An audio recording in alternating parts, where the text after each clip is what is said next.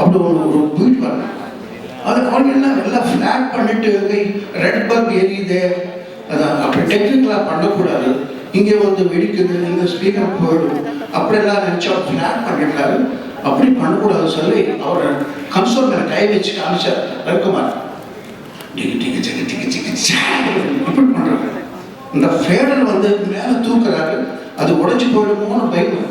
But அப்படி பண்ணாத நமக்கு எல்லாம் நம்ம எஃபெக்டே வரும்னு சொல்றாரு.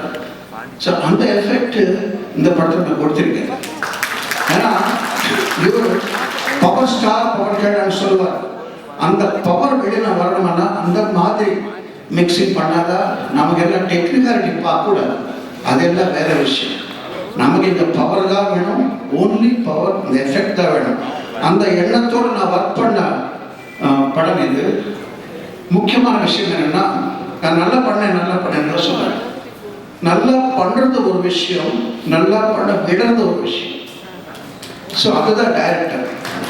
ஒரு கை நல்லா பண்ணுறது, நல்லா பண்ணுகிறது இன்னொரு கை, ரெண்டு கை சேர்த்தாதான் கைத்தட்டல் வரும், சத்தமே வரும்.